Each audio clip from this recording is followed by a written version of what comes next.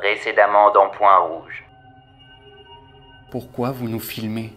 Dans quel but? C'est un télécrochet. Petit Tintin Noël. Je peux donc vous faire faire n'importe quoi. C'est un télécrochet. Bon, de toute façon, on va pas rester ici.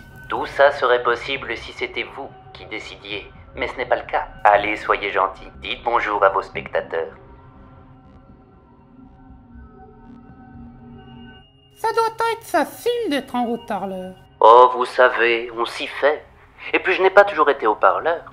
Avant, j'étais dans les alarmes. Ah, c'est intéressant ça. Vous faisiez l'alarme. Parfaitement.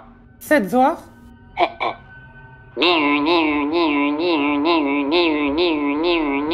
Impressionnant. Merci. Alarme incendie.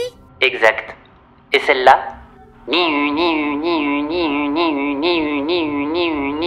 Encore l'alarme incendie. Et non, perdu. Ah, C'était l'alarme anti-intrusion. Mais c'est vrai qu'elles se ressemblent. eh oui. Maintenant que vous le dites.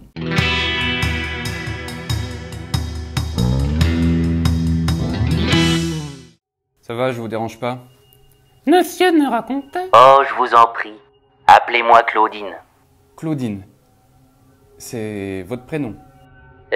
Oui. Quoi? Qu'est-ce qu'il y a? Quelque chose vous choque? C'est joli, Claudine. Non, non, pas choqué, surpris peut-être. Donc, Claudine ne racontait qu'en Non, mais j'ai entendu, j'étais là. Et puis à vrai dire, je m'en fous un tout petit peu. Non, par contre, vous pourriez peut-être nous expliquer pourquoi des gens nous observent? Des téléspectateurs. Oui, si vous voulez. Oui, je veux. Super. Génial. Nous voilà tous satisfaits. Sans vouloir vous manquer de respect, monsieur Claudine, vous pourriez arrêter de jouer au père Fouras enfermé dans une boîte? Non, parce que c'est pas que j'aime pas les énigmes, hein, mais celle-là commence à me lasser un tout petit peu, vous voyez. Et je vois pas comment on peut vous être utile si vous ne nous aidez pas à comprendre ce qu'on fait là. Et les spectateurs ont commencé à s'ennuyer. Ne vous en faites pas. Le suspense fait partie intégrante du programme. Mais quel programme? Le programme pour lequel vous avez été choisi. Oh. Attends, tu sais de quoi il parle? Non? Mais on a été choisis. Et alors? Toi non? Rien? C'est tout? Ouais, super, merci pour ton aide. Je t'en prie. Avouez, ça vous plaît hein, d'être le maître du jeu? C'est justement là que vous vous trompez. Ce n'est pas moi, le maître du jeu. Je vois. Messieurs, bienvenue dans le programme de reconsidération de la place du spectateur dans les œuvres de fiction. Ou pour faire court, le RDLPDSDLODF. Le quoi? Le RDLPDSDLODF. Un programme conçu pour remettre les spectateurs au cœur même de la fiction. La règle est simple. À partir de maintenant, ce sont les spectateurs eux-mêmes qui vont décider de ce qui va vous arriver dans les prochains épisodes. Dis-moi que je rêve. Tu restes là. Merci. À la fin de chaque épisode, avant le générique, une question sera posée aux téléspectateurs.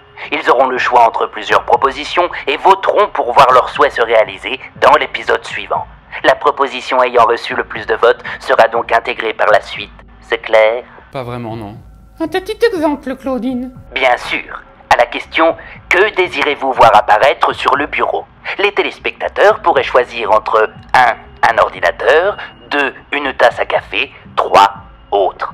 Y a rien sur le bureau. Pour cela, il faut voter. Ok, alors imaginons qu'il vote pour la première.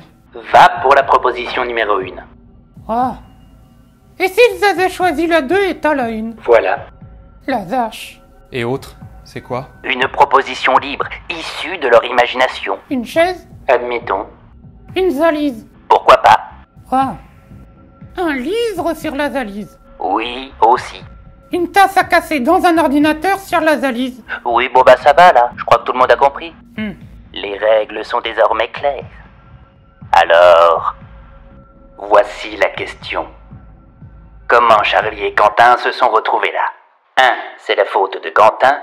2. C'est la faute de Charlie. 3. Autre proposition. Pour voter, laissez votre réponse en commentaire ou rendez-vous sur les réseaux sociaux de l'Internet. Bonne chance.